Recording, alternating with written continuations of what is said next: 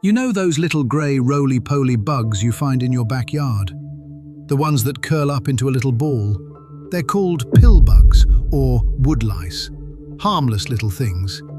Now, imagine one of them got hit by a horrifying, deep-sea version of whatever turned Bruce Banner into the Hulk.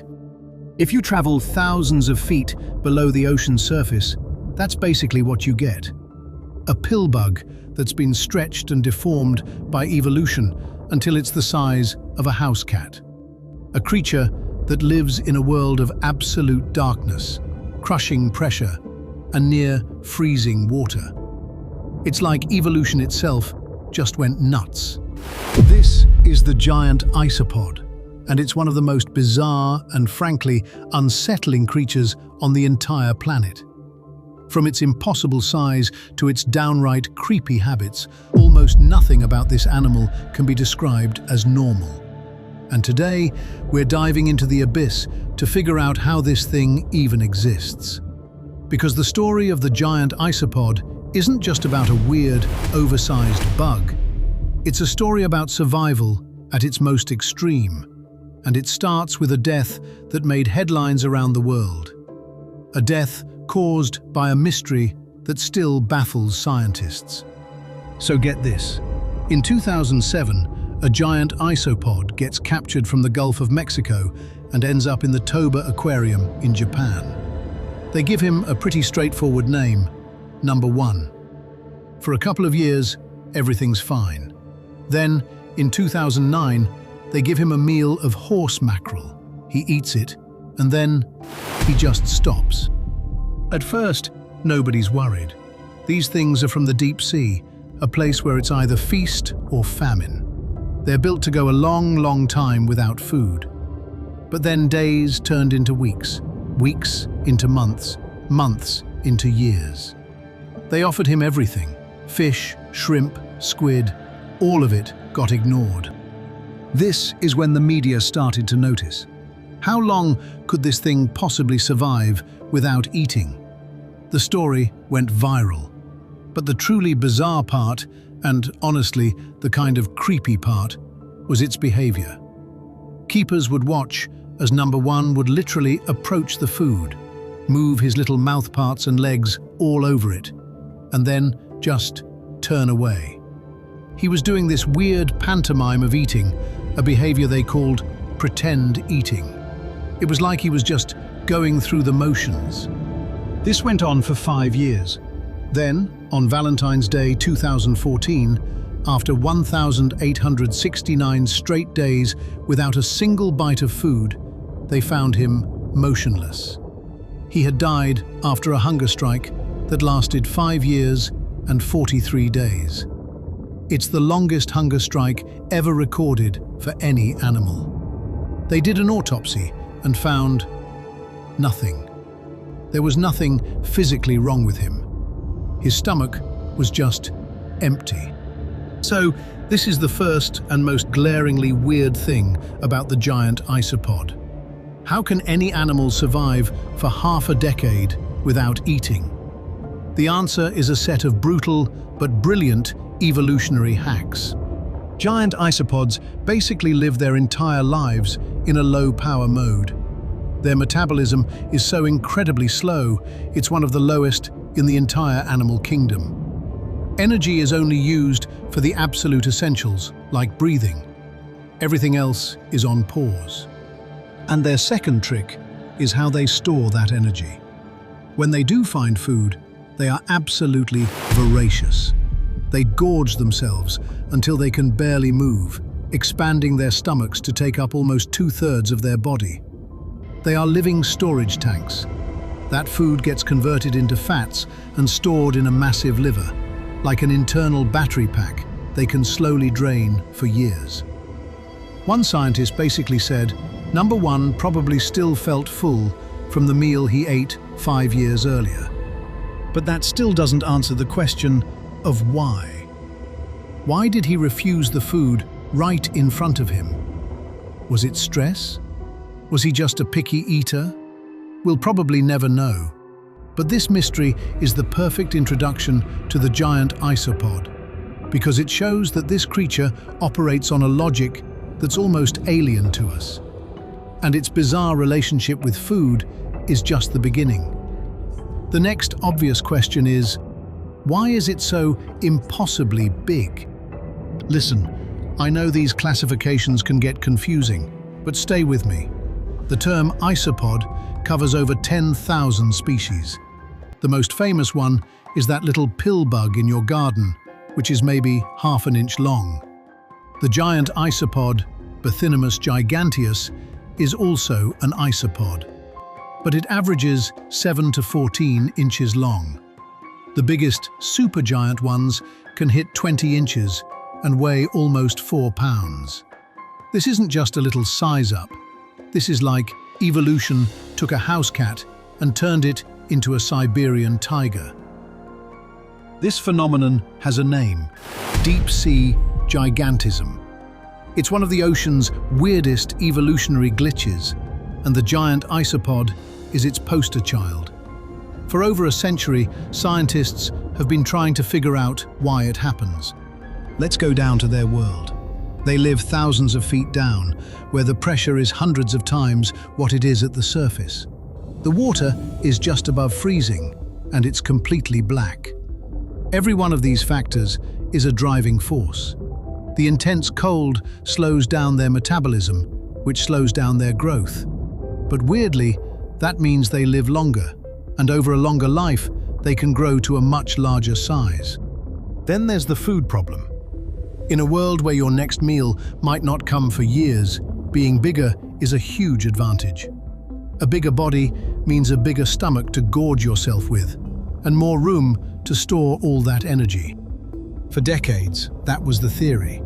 But then, in 2022, scientists sequenced the full genome of a giant isopod for the first time. And what they found was insane. They looked under the hood and saw the genetic cheat codes that made this thing so massive. They found specific gene mutations that jack up growth and nutrient absorption. They found the genetic basis for their fat-hoarding strategy, a mutation that actually slows down the breakdown of fat. They even found the genes that let its stomach stretch to such a grotesque size.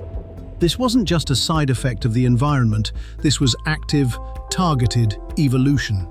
Its whole genetic blueprint is designed to build a giant, energy-hoarding survival machine. But maybe the most shocking part was when this happened. The genetics showed that the tools that made them huge are surprisingly recent. This suggests their massive size isn't some ancient trait they just held on to. It's a recent evolutionary explosion, driven by the intense pressures of the deep sea.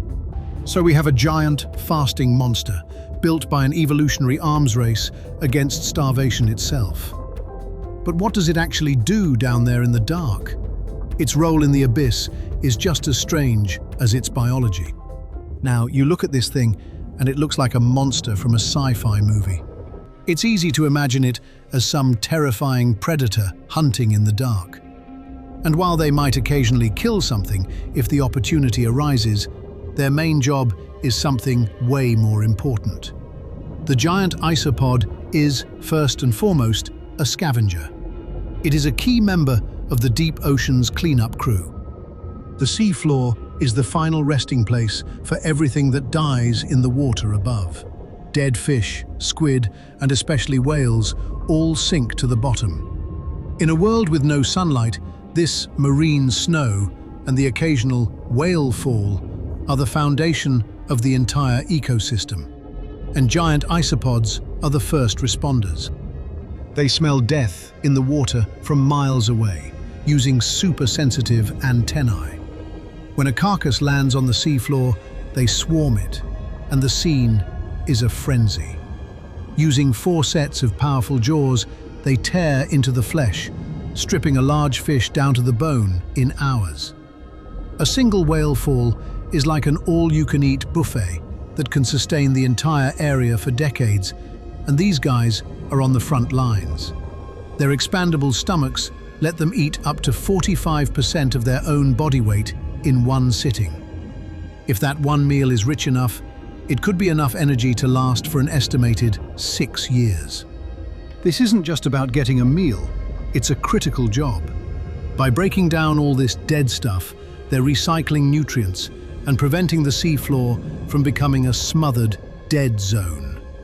They're not just janitors, they're architects of the entire deep-sea ecosystem.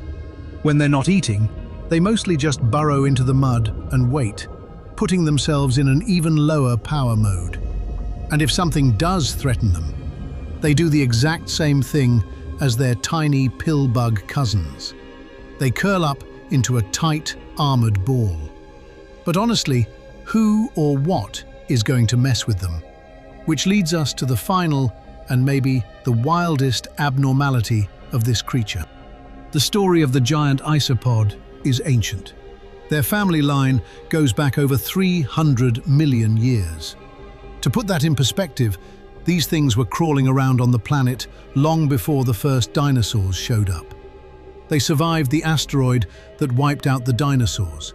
They've survived ice ages, mass extinctions.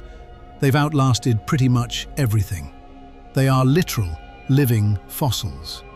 So how did they pull it off when so many other species vanished?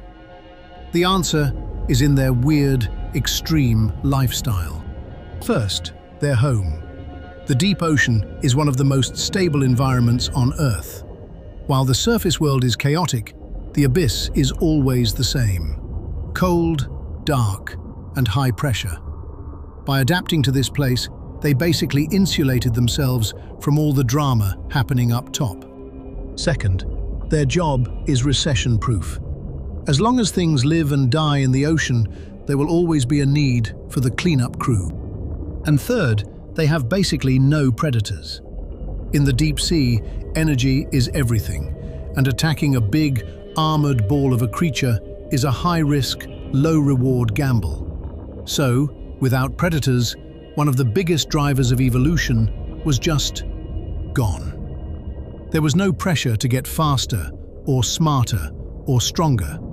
Their design was already good enough. It's an evolutionary paradox. For hundreds of millions of years, they've been in a state of, if it ain't broke, don't fix it. But as we saw from the genome, they're simultaneously still evolving, fine-tuning their bodies to be even better at being giant, deep-sea survivalists. So, it's both an ancient relic and a work in progress at the same time. How weird is that? So, the giant isopod challenges our whole idea of what it means to be an animal. It's proof that life can thrive in the most extreme corners of our planet. If you think this indestructible survivor is as bizarrely fascinating as I do, make sure to subscribe, because there are so many more deep-sea mysteries to explore. Now, I have to ask you, what's the craziest part of this story to you? The 5-year hunger strike? The fact that it's basically a giant, cat-sized version of a roly-poly? Or that it's outlasted the dinosaurs? Let me know in the comments.